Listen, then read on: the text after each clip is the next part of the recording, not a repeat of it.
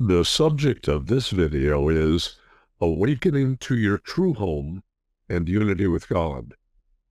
So you hear God mentioned a lot with my intention that you come to understand God better and experience a connection with the oneness with God. Why do we spell God with a capital G? Because God is the essence of everything.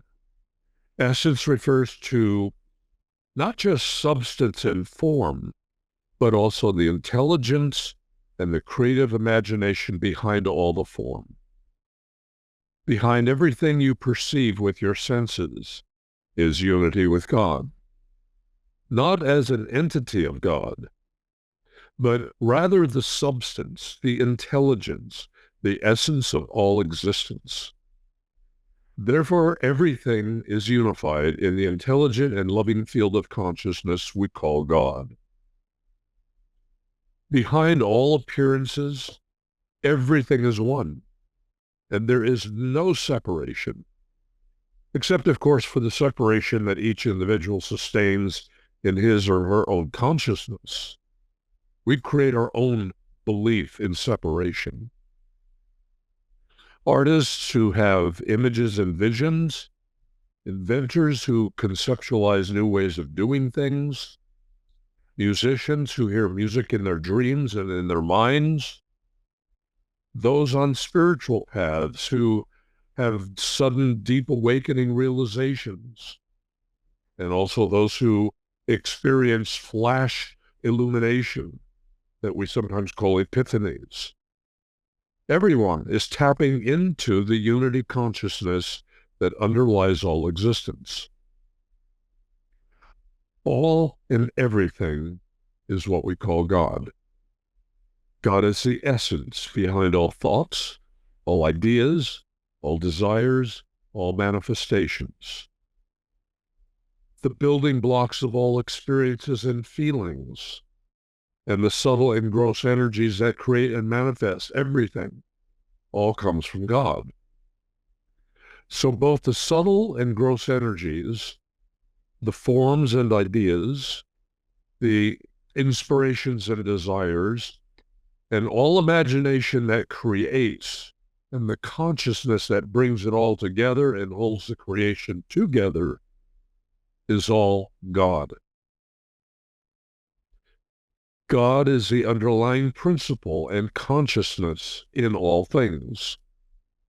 And the energy that unifies all things is what we know as love. And in a deep place in the ocean of love is God. And when you experience that ocean of love, you'll come to experience oneness with God.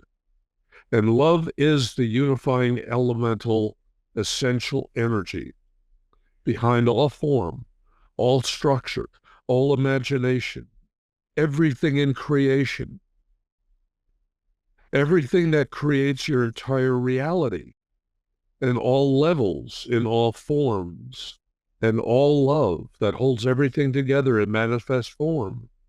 It's all God. So for all of these reasons and many more, we say God is love. And since God is the one unifying energy and intelligence inside of the creation, God is often simply referred to as the One. When you make the call and you hold an intention of connecting with and merging with God, you are calling to the essential underlying intelligence and universal presence of love. And because we're composed of that same essence, we experience a blending into a one unifying presence, or one unifying field, or an ocean of consciousness. And this is experienced as a very deep peace. There's also a sense of quietness, expansion, and being all at one with all of the creation and all existence. It's the highest of all human experiences. and it is what lies behind all of the inspired holy books that have ever been written. Pretty much everything that I've said so far are reported by people who have near-death experiences, and there are millions of those. There are even groups you can find on Facebook and other places on social media with tens of thousands of people all reporting what I've been just telling you. As incredible as this experience is, there's a question. How do you have the full realization and integration of this awareness? How does it become your everyday reality? Well, historically, human beings have tried just about everything to get to that place.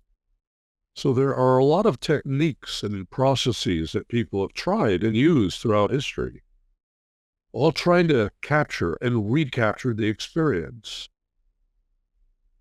We're actually driven to seek it.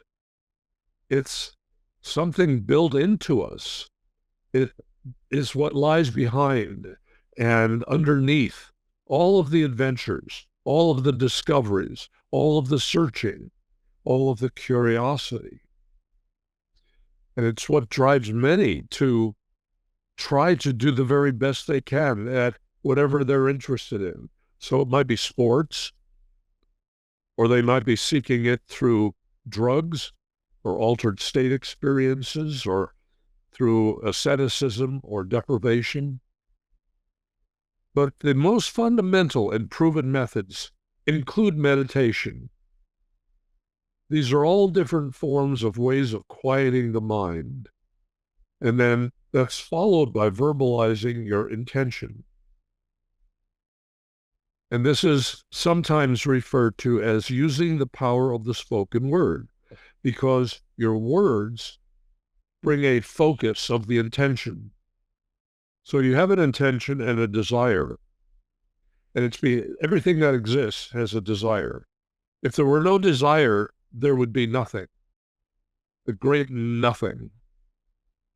If you don't know what that means, go watch the movie The Never-Ending Story, and you'll see how the great nothing was overtaking all of the creation, and the creation was disappearing. So these intentions are the underlying motivating force for creation, but they also sustain the creation. Sometimes this process is narrowed down to specific mantras, for instance, sacred names or sacred words. And these methods of meditation and verbalizing intentions are all important. Other methods are often very fleeting, and sometimes they can even be dangerous, such as sun dancing or trying different kinds of drugs or even severe asceticism. When you close your eyes and you take a deep breath and settle into your inner space with meditation, you can quiet the distractions of the senses. The senses are what sustain perceptions of separation, and that is what is called duality and illusion. So there is a perception of separation from all the rest of existence. And the separation results in many forms of protecting and defending the individual from attack and pain and any other threat that's perceived. So almost everybody has a certain element of that. It's maybe in the form of a paranoia about something they're afraid might happen, or it could be fear of the future, or it could be just a defensiveness that could be expressed as anger. When you speak your intentions of being at one with God, this is my intent and my desire to sense God, feel God, be at one with God. And through the practice of merging with your soul, which is also your enlightened consciousness, you actually find that you merge into a deep form of love. as well as a sense of oneness. And this means creating no difference between your heart and your soul, or your mind and your soul, and the purity of God's love and presence. And as you do that, and you become proficient at it, you deepen into the deepest secrets there are. You discover a deep understanding of beauty that you didn't even know existed, a deep form of love and wisdom, and awareness of all the essential qualities of God and all of creation. This is such a beautiful and a wonderful experience, and it is available to everybody. All human beings can do this. The way you enter into these states is by opening your heart to the fullness of divine presence and the soul. And that presence has all of the beautiful qualities that you could ever imagine desiring or wanting. And that's really what we're all looking for. Most of what people are searching for on a spiritual journey or quest is to find a relief from their suffering and struggling, to find an answer to their pain. And a lot of that pain is just simply from feeling separate from God. Your presence in the world and in the lives of those you touch can become a healing presence once you embody the presence of God in a conscious way. Because you'll start becoming a channel for the fullness of the positive qualities that we call God. So you bring in a very deep and broad form of healing and transformation, not only to yourself, but it automatically conveys to those around you. And you come closer to the essential core presence of God, and you'll begin to experience unity and love and your own awakening realizations. And they take you out of the illusions and the pain and the suffering and all of the day-to-day distractions, and it opens you to the beauty of higher experiences. Your day-to-day life and the presence of pain, struggle, and illnesses show you where you need to bring the soul and the divine light and divine presence. And as you bring light into these areas of your life, you become much more of a purified being, aligned with the true essential goodness that makes up who you are, which is the spark of God and the divine that I refer to as the soul. And therefore, as you do that, you have more light to shine into the lives of others. And therefore, you expand. Your life and light will radiate, not just a few feet around you, but as you really become more and more enlightened, it can expand many feet, even miles around you. And you become a healing presence in the world.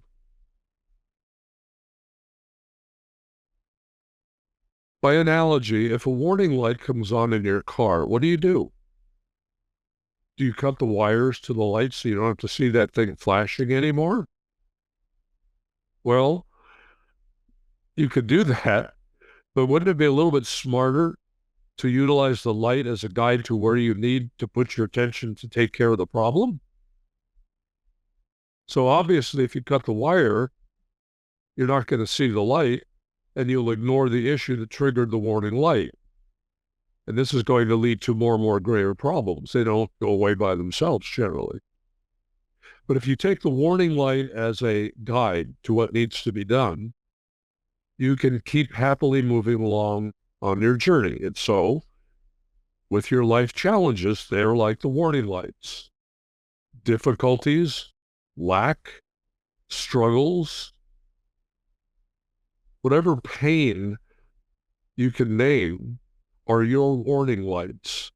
And they're here to show you the areas to which you can bring more light, more presence, more healing. You see, in a sense, your life is a complex, interactive, virtual reality. all being projected by your conclusions and beliefs and your emotions. And these all lead you progressively into deeper and broader and higher and more profound realizations of the fullness and qualities of God through all of your experiences. But you may not realize this is what is happening, because most of the forces projecting your experiences are coming from your subconscious, unconscious areas of your consciousness. And this is what creates the greatest challenges to you and your self-discovery process. If you look only to the outer world, to your life, you're going to miss the depths of why you create the reality you do. And this is where meditations that will guide you to explore your depth so you can uncover the source of your reality, the reality that your unconscious is projecting. Now, you can do this consciously, or you can ignore it. A lot of people just prefer to go into denial and ignore the symptoms in hopes that by simply being patient and waiting, it will go away. And as I've mentioned in other videos that I've done, I've actually heard spiritual teachers tell people that's what they should do. Just be patient and it'll take care of itself. Even when you are not aware of it, you are evolving. Remind yourself that wherever you are, whatever you are experiencing right now, it is temporary.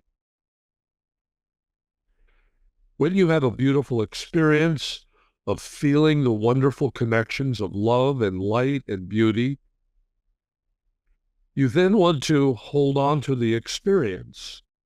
So this is what impels you to seek more until it becomes more frequent and more sustained. But one of the big frustrations is that the experience almost always seems to slip away. Why haven't you been able to hold on to those epiphanies, the enlightened beauty of the wonderful experiences that you have? Because there's something in the outer world of experience that grabs your attention and diverts your focus into something that's completely unrelated and mundane. Your five senses were designed to help you survive and enjoy the physical universe, but they do very little to directly help you experience intangible qualities, which are what you're really looking for. The intangible qualities are what enrich your life. And what do I mean by that? You do not experience the inner intangible qualities such as joy, happiness, contentment, fulfillment, fun, emotional thrills, love, beauty, and bliss with your five senses. None of them come through the five senses. Now, the five senses might participate in some way with the process. You might be jumping for joy, but the actual joy is an internal thing. And anything external is not the source. And neither are they the way you experience those things. So the five senses are not the place to look for the ways of sustaining an enlightened beauty of these fleeting experiences and these wonderful awakening epiphanies, flash realizations that you might have. But yet that's what most people do. They want to go down to Machu Picchu because they think that's where they're going to find something. Or maybe to go to Egypt, or Mount Shasta, or Sedona, or some other location on the planet. Or maybe by having some kind of a physical experience, bungee jumping, or free falling out of an airplane.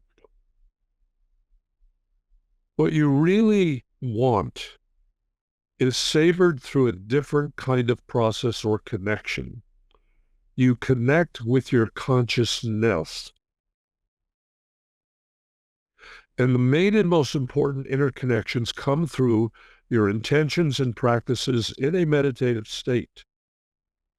They can lead to deep states of realization and knowing where they sustain and you live forever with a much higher frequency level of unconditional love and a very deep form of beauty. And to maintain this, you build a part of your being that holds and contains it. So think of your consciousness as a container of all of those beautiful attributes of God. And once you strengthen that container, you no longer lose them. They don't seep away or somehow run away from you and seem to lose the enlightenment you thought you had. The way you hold the essence of the essential qualities of God is by building the aspects of you where they are held. That is your consciousness, which is evolving. It's gathering experiences. And the enlightened aspect of your soul, which is already one with God and universal unconditional love and the pure essence of light that sustains all creation. Your soul lives in this state all the time. It's an expanded fulfillment feeling of ecstasy, pure bliss, fun, enjoyment. And you'll find that it begins to sustain over longer and longer periods of time as you connect with it through your meditative experiences. The aspect of you that experiences existence as an individual only has the experience in a limited way.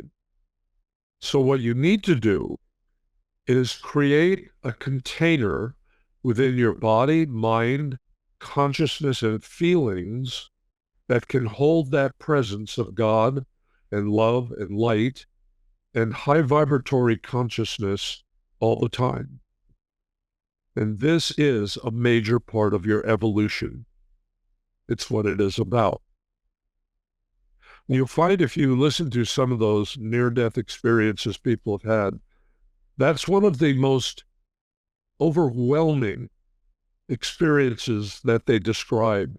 And they scramble and search for the words to even begin to explain what that ocean of love and acceptance is like.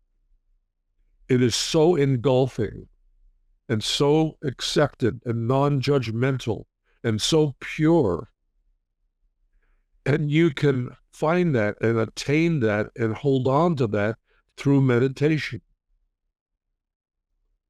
Now, in your early incarnations, most of your existences were about physical survival. And maybe this is where a large portion of humanity is today. But as you find ways to take care of your survival needs, you start to move up to enhancing your life. And you probably will do that, first of all, in physical ways, by going out and buying things that you think you want that'll bring you happiness. But eventually, in deeper and more spiritual ways, you'll begin to find that those are the connections that are more lasting. You'll come to a place where an important function of your life is to build and contain and live with the deeper presence of God, love, light, and enlightened consciousness. And you'll seek that all the time. Your evolution is the measure of how much of this you hold on to and sustain. And this is the deepest and richest of experiences you can have. So once you grasp what this is all about, it becomes more important to you than anything else. Certainly far more important than anything external or material. It is what lies behind all your reasons for searching and all the other spiritual practices you've been engaging in. It reflects itself in the choices you make every day of how you spend your time and your energy and your resources.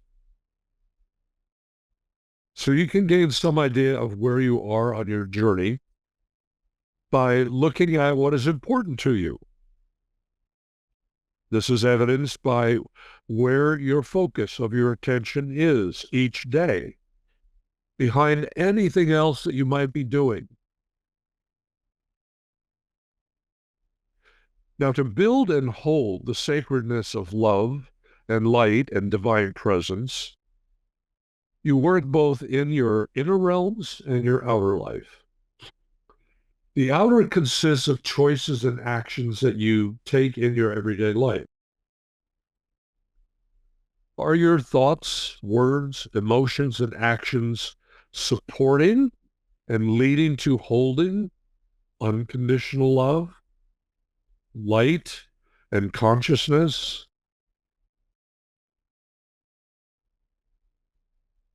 Well, if you are violating your own internal ethical codes of conduct, which are derived from your soul, then you're not living in integrity.